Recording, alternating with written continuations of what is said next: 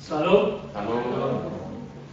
Salam juga kepada saudara-saudara terkasih yang mengikuti ibadah kita secara online melalui Facebook. Terima kasih untuk kesempatan yang kesekian kalinya diberikan kepada saya untuk membagikan firman Tuhan, kepada tim Praise and Worship yang sudah membawa kita ke dalam titik ini di dalam ibadah kita dengan pujian yang semuanya itu tentu saja untuk kemuliaan Tuhan. Walaupun jumlah kita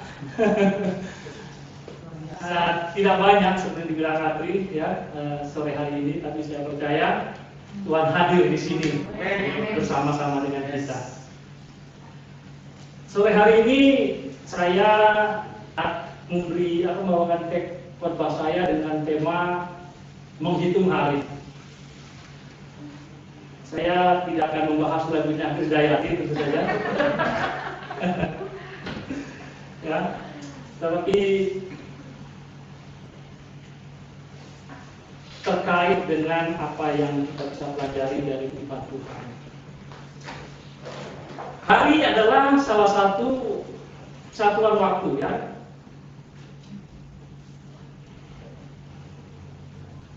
Kita sudah memasuki hari ke-21 dari tahun 2022 ini. Semua orang tanpa kecuali mendapatkan 21 hari dalam masa hidup hari ini tahun 2022.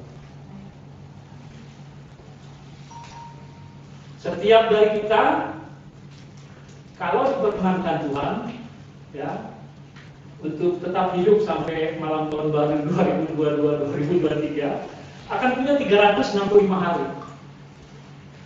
Tanpa kecuali, kaya, miskin, kecil, besar, semua akan dapat data yang sama, 365 hari.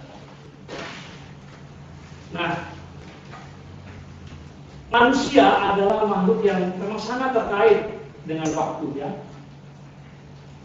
Kita hampir setiap saat diingatkan tentang waktu dengan jam yang ada di tangan kita atau yang ada di smartphone kita, yang ada di mobil kita, di kantor, di rumah sakit, di mana saja setiap saat kita diingatkan tentang waktu. Bahkan di sini ada jam yang mengingatkan praise and worship atau orang yang mau khotbah tentang waktu. Kamu punya kata waktu sekian menit, gitu. Jangan sampai kelewatan karena nanti kita akan dikomplain sama Satya. Ya, semua sangat-sangat dekat. Memang ada kalanya kita sepertinya terlena lupa waktu, ya kan? Maksudnya awal cuma mau scrolling Facebook sebentar, berjam-jam, ya. Scrolling Instagram, baca posting teman-teman di WhatsApp group, ya. Atau mungkin kalian punya hobi membaca, baca buku, kenal waktu, atau mungkin nonton drama Korea atau drama mungkin, ya. Tapi biasanya begitu kita tersadar, oh kita langsung punya jam berapa ini? Kita begitu terikat dengan waktu. Nah, di sisi lain, persepsi kita tentang waktu itu juga relatif. Waktu kita kecil, waktu itu terasa lambat sekali berjalan. Ingat nggak? Kayaknya mau Natalan itu lama sekali, mau tahun baru itu lama sekali. Karena itu adalah waktu-waktu di mana biasanya, kalau saya nggak tahu teman-teman, itu banyak saudara datang ke rumah, saya dapat banyak duit biasanya. Iya, itu sangat ditunggu-tunggu waktu kita kecil. Kita pengen sekali cepat besar, supaya apa? Tapi waktu terasa berjalan lambat.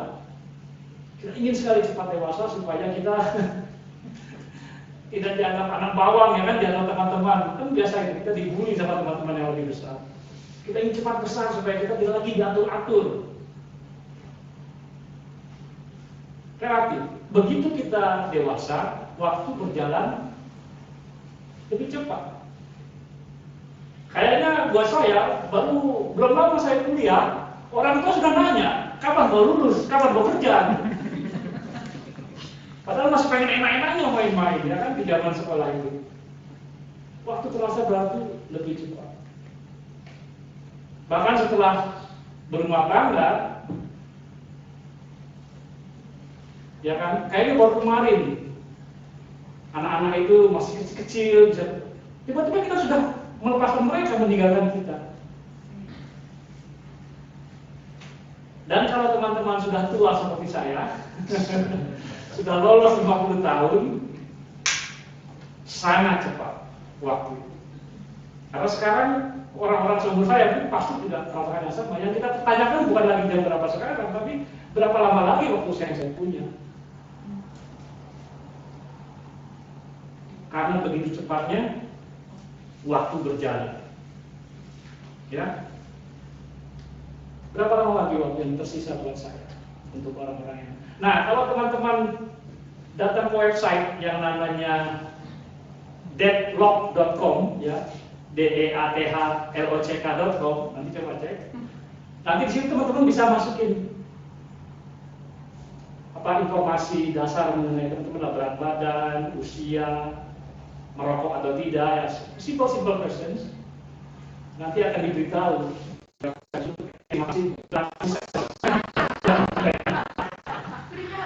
Ya, saya punya sekitar 700 juta detik. 700 juta detik menurut website tersebut. Nah, saya pikir di awal tahun 2002 ini adalah saat yang tepat ya untuk merenungkan apa yang mestinya kita lakukan dengan waktu yang kita punya, ya, dengan hari-hari kita yang tersisa. Dan Alkitab bicara banyak tentang hal ini. Dan salah satunya ditulis oleh salah satu tokoh terbesar Perjanjian Lama, yaitu Musa. Ya. Dari Musa kita akan belajar tentang hari-hari dalam hidup kita dan bagaimana membuat hari-hari tersebut bermakna. Ya. Jadi tidak berlalu dengan sia-sia. Karena itu khotbah saya beri judul menghitung hari. Ya. Count the days, make the days count. Mari kita berdoa.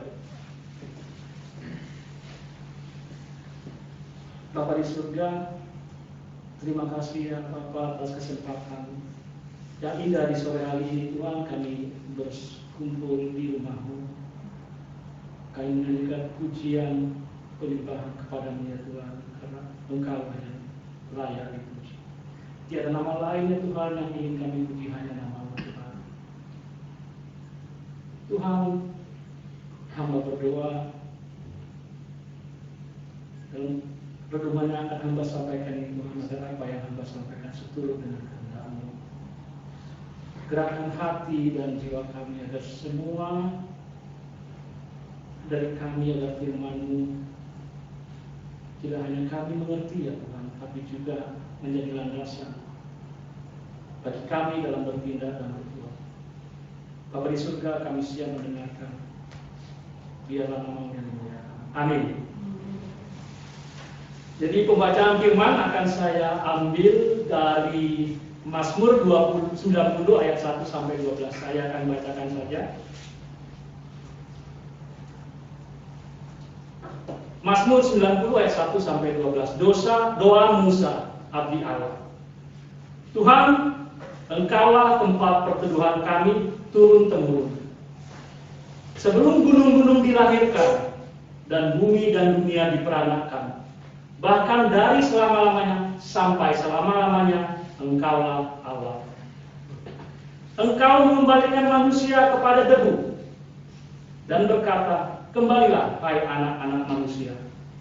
Sebab di mata-Mu 1000 tahun sama seperti hari kemarin apabila berlalu, atau seperti suatu giliran jaga di waktu malam.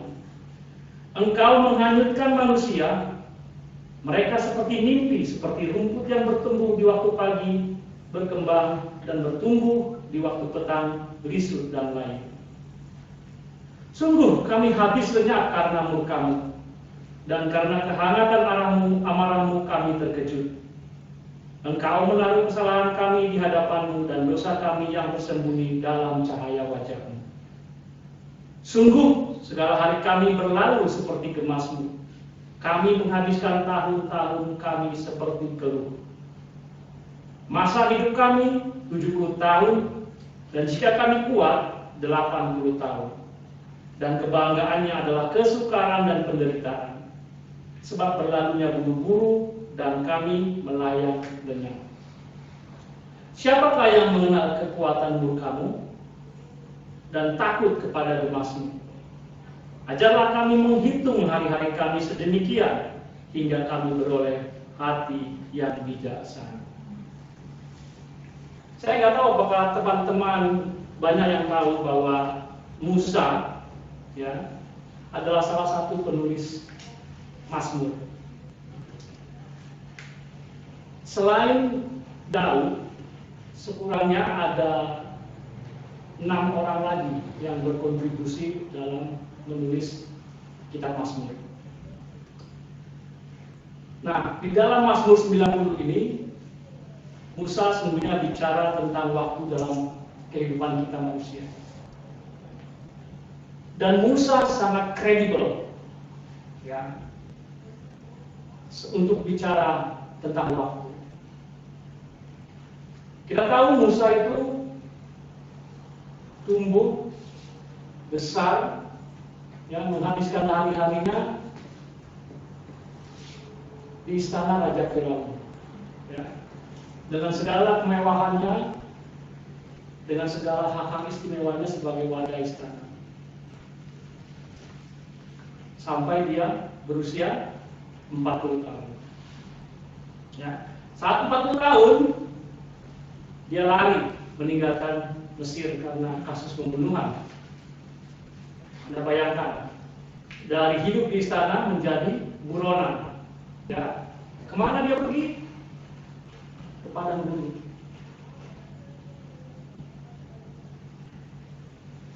Di umur 40 tahun, ya itu umur matang-matangnya seseorang, ya itu umur gemilang, di mana seorang harus mencapai puncak kegemilangan dalam hidupnya. Life begins at 40. Tapi apa dalam Musa pada usia gemilangnya tersebut? Dihabiskan bersama domba-domba di padang gurun. Setiap hari dari pagi sampai sore temannya domba-domba. Dia lihat bagaimana waktu itu berubah, berganti. Ya, 40 tahun di padang gurun sampai kemudian Tuhan berbicara kepadanya. Ya. Musa kemudian kembali ke Mesir. Lalu berulang-ulang berdebat, ya bertekad dengan Firaun kan, ayo lepaskan aku, biarkan bangsaku keluar dari perbudakan ini. Akhirnya dengan kuasa Tuhan, Musa berhasil membebaskan bangsa Israel dari perbudakan di Mesir. Lalu mengembara 40 tahun lagi di padang pasir, di padang gurun ya. Dan selama itu pula, ya kan, jutaan orang-orang bangsa Israel ini menuntut waktu dan perhatiannya karena dialah pemimpinnya. Musa sangat kredibel untuk bicara tentang waktu. Dan kita akan lihat bagaimana doanya ini mengajar banyak tentang kita mengenai waktu.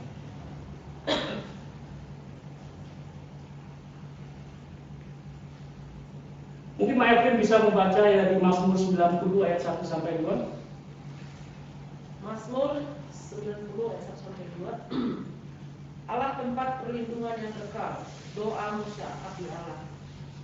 Tuhan, Engkaulah tempat perteduhan kami turun-temurun. Sebelum gunung-gunung dilahirkan dan bumi dan dunia diperanakan, bahkan dari selama-lamanya sampai selama-lamanya, Engkaulah Allah. Ya. Musa adalah manusia tanpa negara, ya. Karena kita tahu dia meninggalkan Mesir, mengembara di padang gurun dan mati sebelum dia bisa masuk ke dalam tanah yang dijanjikan. Hampir seluruh hidupnya dihabiskan sebagai bidun, ya, tanpa negara, mengembara padang gurun.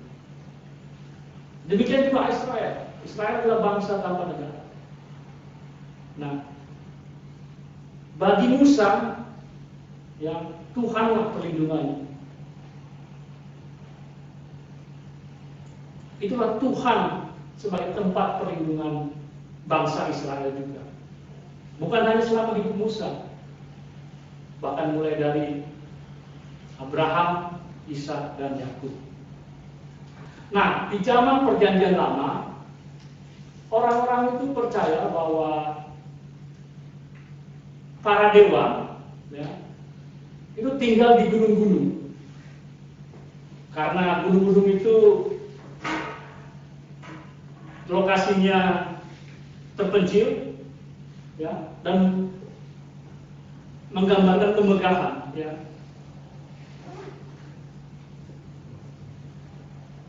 Itu kemegahan dan keterpencilan itu adalah suatu kualitas yang terkait dengan kebesaran dewa-dewa tersebut. Dan itu kontras dengan kehidupan orang-orang kebanyakan yang hidupnya di padang yang kering, ya.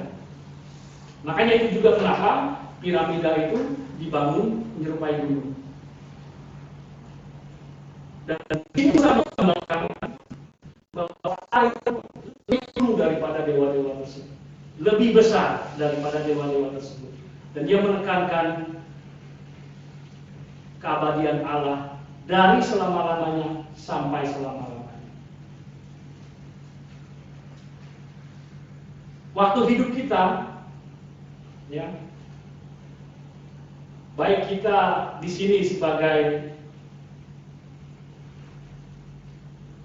orang yang merantau atau teman-teman yang hidup di tanah air sebagai pribumi, hanya akan bernilai kalau kita menempatkannya dalam konteks hidup ini terbatas, ya. Kita di sini hidup kita terbatas, di tanah air juga hidup kita terbatas. Tapi keterbatasan itu, keterbatasan hidup yang kita punya ini akan bernilai jika kita menempatkannya dalam konteks keterbatasan Allah, ya.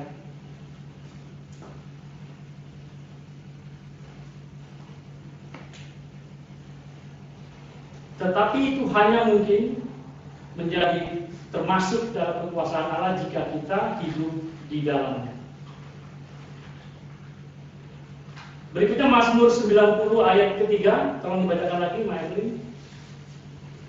Mazmur 90 ayat 3. Engkau mengembalikan manusia kepada debu dan berkata, kembalilah hai anak-anak manusia. Ya. So di sini Musa merujuk kepada kejatuhan manusia seperti yang tertulis di dalam Kejadian 3 ayat 19. Di mana manusia yang diciptakan dari debu kemudian dikutuk kembali menjadi debu karena dosa manusia. Karena kita jatuh ke dalam dosa. Kejadian 3 ayat 19 saya bacakan. Dengan berpeluh engkau akan mencari makananmu sampai engkau kembali lagi menjadi tanah. Karena dari situlah engkau diambil. Sebab engkau debu dan engkau akan kembali menjadi debu. Saudara, Musa menyaksikan ratusan ribu orang Israel yang dipimpinnya untuk keluar dari Mesir, kembali menjadi debu, mati di dalam pengembaraan mereka di padang gurun. Ratusan ribu. Ada yang menghitung itu sekitar 600 ribu selama mereka 40 tahun mengembara di padang gurun. Ya. Kenapa? Mereka menjadi debu karena mereka sesuai dengan ketetapan Tuhan, karena mereka tidak taat kepada Tuhan dalam pengembaraan mereka di padang gurun. Dari generasi yang keluar dari Mesir tersebut, ya, yang akhirnya masuk ke dalam tanah yang dijanjikan hanya Yosua dan Kaleb. Selain itu Musa, Harun, Miriam semuanya tidak bisa masuk ke dalam. Semua mati, semua kembali menjadi debu. Tidak peduli seberapa kaya atau populer atau berkuasanya seseorang, saudara, setiap orang akan mati kembali menjadi debu. Ya. Statistiknya mengatakan 1 dari 1 orang akan mati, 100%. Musa memiliki kemasyhuran, dia sangat berkuasa atas bangsa Israel. Tapi pada akhirnya, sebagaimana Tuhan katakan, dia pun kembali menjadi debu sebelum masuk ke dalam tanah yang dijanjikan. Sejarah mencatat seorang yang bernama Alexander Agung. Ya, mungkin dia bisa menaklukkan dunia, ya, tapi pada akhirnya dia menjadi debu juga, mati juga sebelum mencapai usia 30 tahun. Mungkin ada seorang yang ahli ilmu pengetahuan yang sangat pandai, bisa kemudian menemukan obat untuk perawatan kanker. Jadi orang-orang yang sakit kanker bisa bertambah harapan hidupnya. Dia pun akan mati juga, mungkin bukan karena kanker, akan menjadi debu.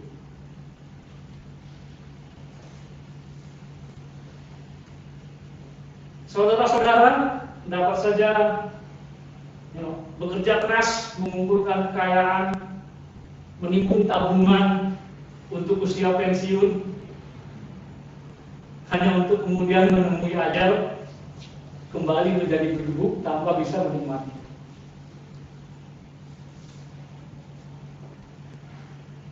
Manusia akhirnya mendengar kematian karena jatuh ke dalam dosa. Selanjutnya Mazmur 90 ayat 4. Ayat 4. Sebab di matamu 1000 tahun sama seperti hari kemarin, apabila berlalu, atau seperti suatu giliran jaga di waktu malam. Ya, 1000 tahun. Ada yang tahu siapa yang tercatat memiliki umur terpanjang? Betul sekali. Berapa usianya? 969. Orang-orang zaman sebelum air bah datang, ya, kita bisa baca di Kejadian 5 itu hidupnya umurnya panjang-panjang sekali. Dan yang paling panjang itu seperti kata Martin, Metusalah 969 tahun. Belum 1000 tahun, tapi sangat dekat ke 1000 tahun. Tapi setelah air bah datang, tidak ada lagi orang yang dicatat di dalam Alkitab bisa mencapai umur seperti itu. Ya. Saudara bisa nggak membayangkan hidup selama 1000 tahun? Mau nggak hidup selama 1000 tahun? Ada orang yang mau hidup selama 1000 tahun? Siapa? Ada penyair namanya Hairil Anwar, ya. Dalam satu sajanya judulnya Aku, ya. Dia bilang, aku mau hidup 1000 tahun lagi. 1000 tahun itu waktu yang sangat lama. Ya, 1000 tahun yang lampau dengan hari ini itu sangat berbeda. Dan saya yakin juga 1000 tahun yang akan datang dari hari ini pasti akan sangat berbeda.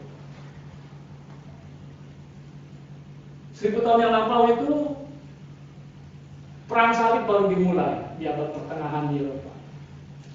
1000 tahun yang lalu itu ekonomi terbesar di dunia ini, bisa bayangkan nggak? Ya, itu adalah kerajaan Arab. Dan banyak ilmuwan, ya, orang-orang cerdik pandai itu dari dunia Muslim. 1000 tahun yang lalu, bayangkan perbedaannya dengan sekarang. 1000 tahun yang lalu di tanah air kita itu ada kerajaan Hindu-Buddha. Yang terbesar namanya Sriwijaya. Ini pelajaran sejarah ini Gio nggak tahu belajar ini atau enggak. Nah, saat itu pun Majapahit aja belum lahir Gajah Mada aja belum lahir untuk di Majapahit. Itulah lamanya 1000 tahun. Tetapi bagi Tuhan, apa katanya? Satu hari saja.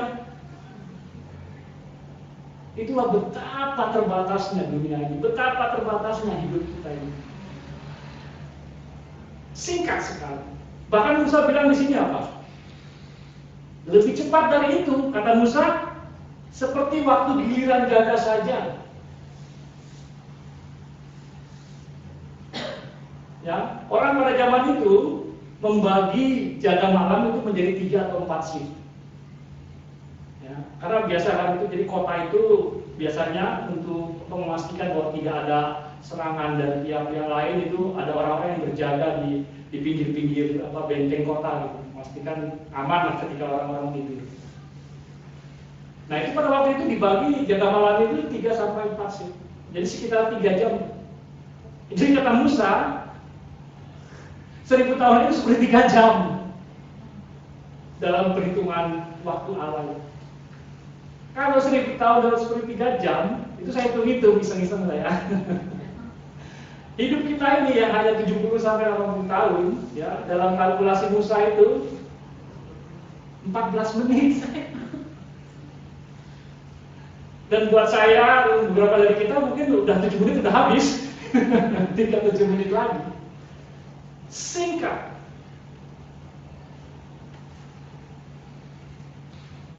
Di sini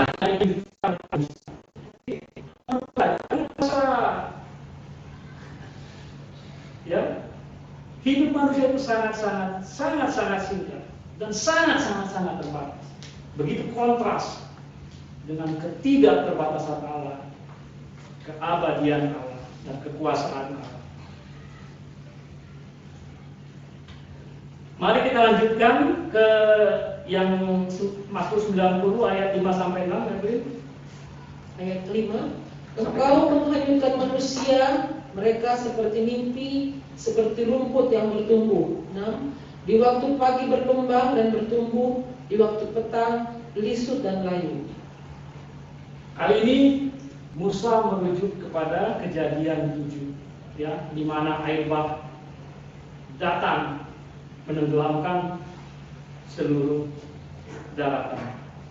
Dia menganalogikan kerapuhan hidup manusia itu seperti rumput yang tumbuh berkembang di pagi hari, tapi kemudian layu dan mati di sore hari. Hidup manusia ini jadi, saudara-saudara yang terkasih, bukan hanya singkat, bukan sangat terbatas, tapi juga sangat rapuh, sangat fragile, sangat mudah hancur, ya.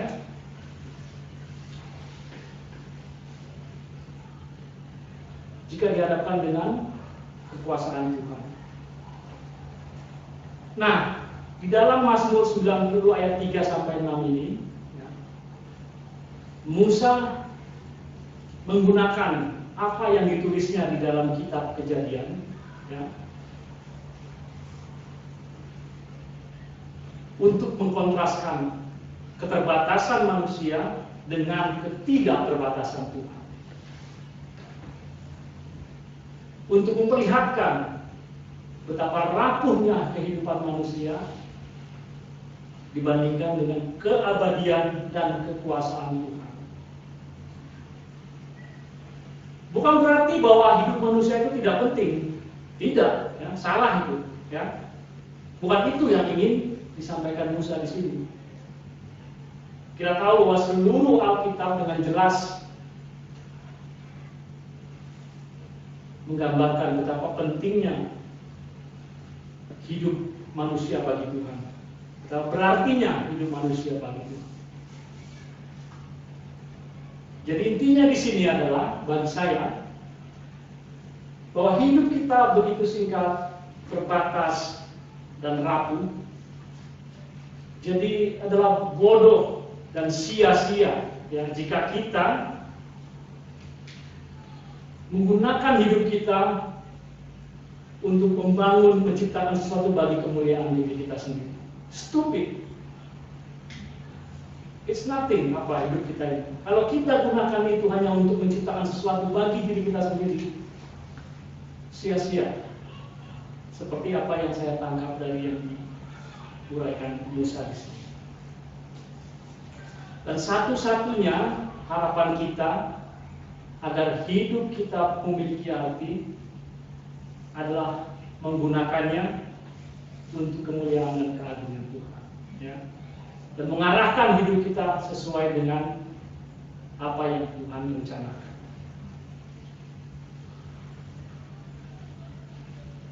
Selanjutnya Mazmur 90 ayat 7 sampai 9. Ayat 7. Sungguh kami habis lenyap karena murka-Mu, dan karena kehangatan amarah-Mu kami terkejut. Engkau menaruh kesalahan kami di hadapan-Mu, dan dosa kami yang tersembunyi dalam cahaya wajah-Mu.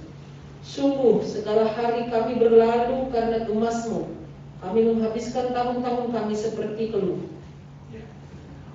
Saudara, di awal tadi saya sudah gambarkan juga bahwa Musa adalah saksi mata kemurkaan Tuhan. Ya, Allah yang sudah menghabisi bangsa Israel yang segenerasi dengan dia karena dosa dan pelanggaran mereka terhadap Tuhan. Sehingga semua orang yang segenerasi dengan dia keluar dari Mesir tidak bisa masuk ke dalam tanah yang dijanjikan.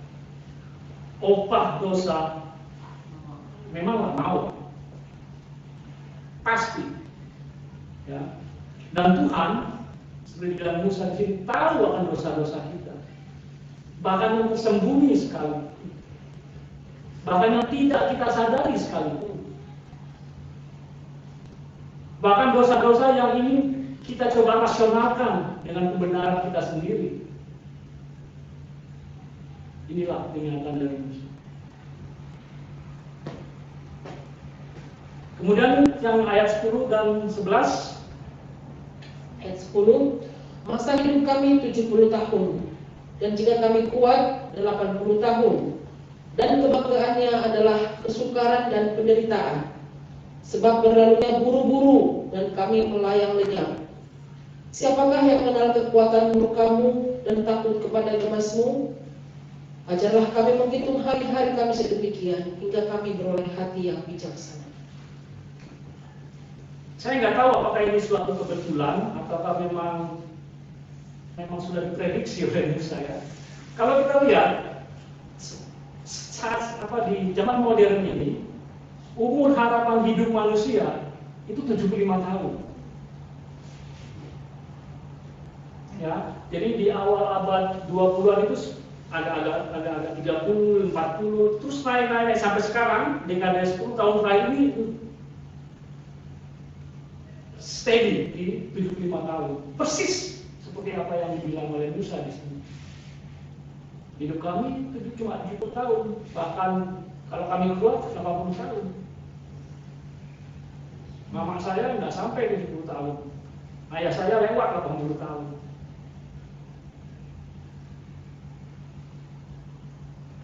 Ya, jadi juga yang disebutkan di sini bahwa hidup tersebut ya penuh dengan keluh, ya penuh dengan penderitaan, dengan kesukaran. Siapa di sini yang hidupnya tidak ada kesukaran? Siapa di sini yang hidupnya tidak pernah ada penderitaan? Persis yang dikatakan Musa. Ya. Lagi-lagi itu tidak berarti bahwa hidup yang penuh kesukaran, tidak berarti bahwa Tuhan tidak menyayangi kita, bahwa Dia tidak peduli kepada kita, ya, bahwa Tuhan tidak memiliki tujuan untuk kita. Tidak. Waktu kita hari Rabu kemarin ya, yang kita ada ASEA Group, ya, kita membahas dari Roma 8. 18 sampai 25. Paulus di situ juga menegaskan hal yang sama, ya, bahwa penderitaan yang kita alami hari-hari ini tidaklah sebanding dengan kemuliaan, ya, kemuliaan yang akan dinyatakan kepada kita. Tidak sebanding.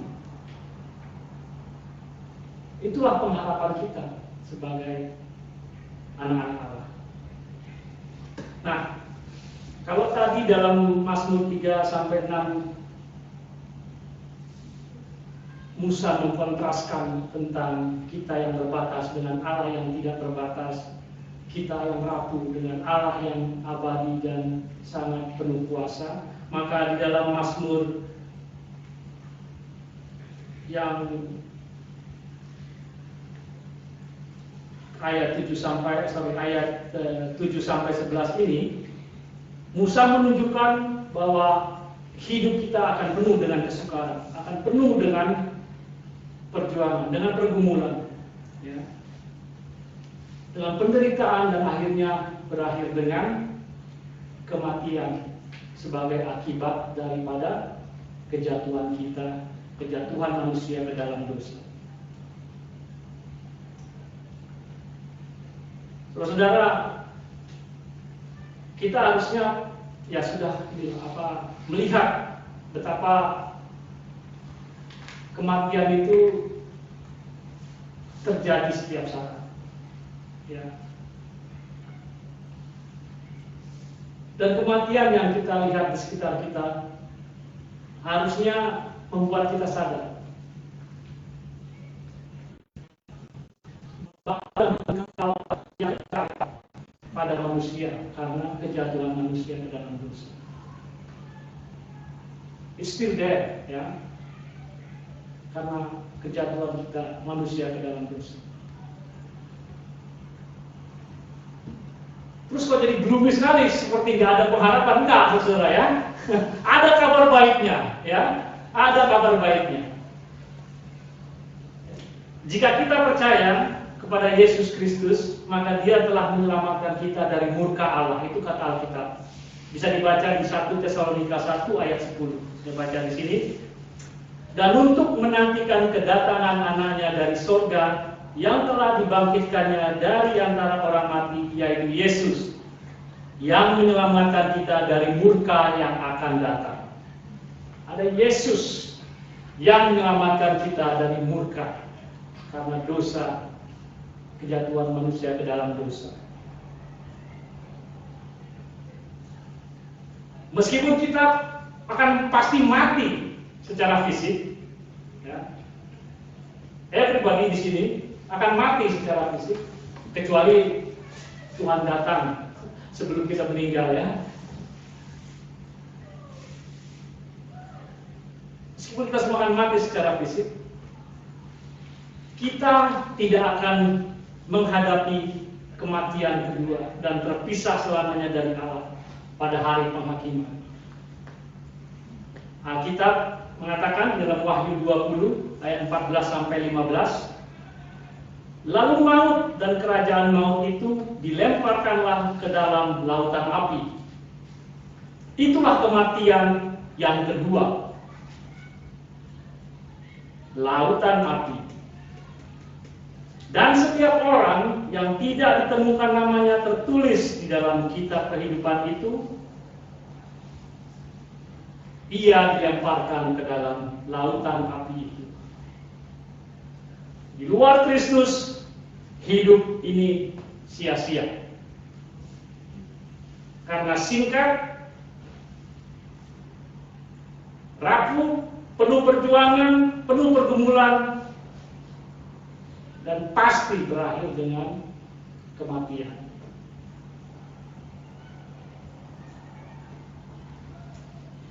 Yang terakhir, ayat yang akan kita bahas adalah Mazmur 90 ayat 12. Silakan dibaca, Mary. Ayat 12. Ajarlah kami menghitung hari-hari kami sedemikian, hingga kami beroleh hati yang bijaksana. Ya, menghitung hari.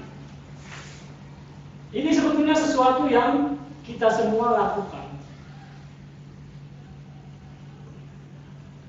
Kita menghitung hari ketika ada peristiwa penting, ya, yang akan datang. Maka biasanya kita mulai memikirkan, merencanakan, dan mengerjakan apa yang kita perlukan sampai hari penting itu tiba. Seorang ibu hamil akan menghitung, ya, menghitung hari-harinya sampai kapan bayinya itu akan lahir. Tina yang baru saja naik pelaminan, saya yakin dia akan menghitung hari-harinya sebelum hari pernikahan dan mempersiapkan apa saja yang perlu. Sejak negara bagian New South Wales di Australia mengumumkan bahwa mereka akan membuka perbatasannya untuk international student, kita langsung menghitung hari-hari sampai kapan itu sampai dengan hari keberangkatan. Kita lakukan menghitung hari. Kita belajar dari Musa di sini, dari Mazmur 90 yang ditulisnya, dari ayat-ayat yang sudah kita bahas, bahwa menghitung hari itu berarti menyadari ya, bahwa hidup kita singkat, bahwa hidup ini fragile, hidup ini bersih keluh dan penderitaan, dan kita menyadari semua itu karena kejatuhan umat manusia ke dalam dosa.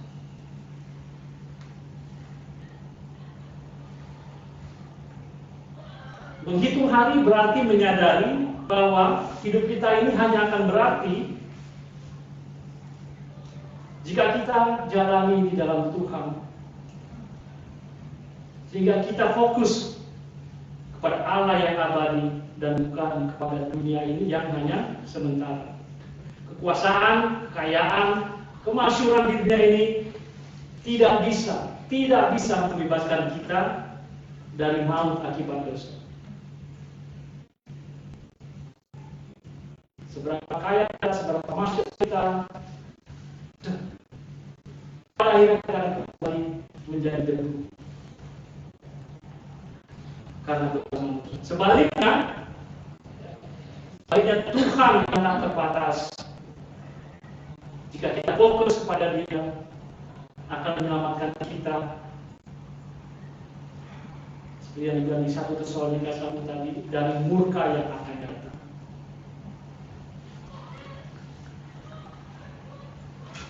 Menghitung hari berarti mengakui bahwa kita memerlukan Tuhan untuk mengajar kita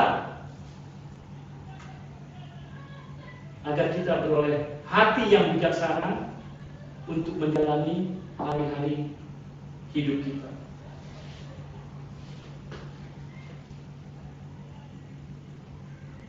Menghitung hari berarti mensyukuri bahwa Tuhan memiliki rencana yang baik untuk hari-hari kita yang tersisa.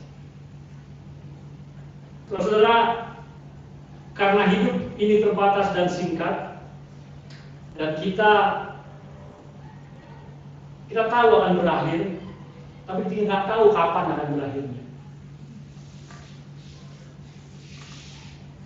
Maka hendaknya kita tidak sama sekali jangan sampai kita menyia-nyiakan setiap hari yang diberikan Tuhan kepada kita. Kita nggak tahu kapan akan berakhirnya hidup yang singkat. Jadi jangan disia-siakan. Tapi secara bijaksana kita menggunakannya untuk kemuliaan Tuhan. Jangan mengandalkan masa depan, ya, yang tidak pasti dan kita menunda-nunda kewajiban kita kepada Tuhan hari ini.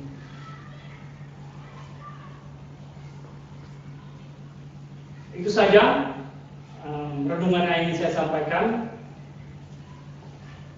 Mari kita berdoa.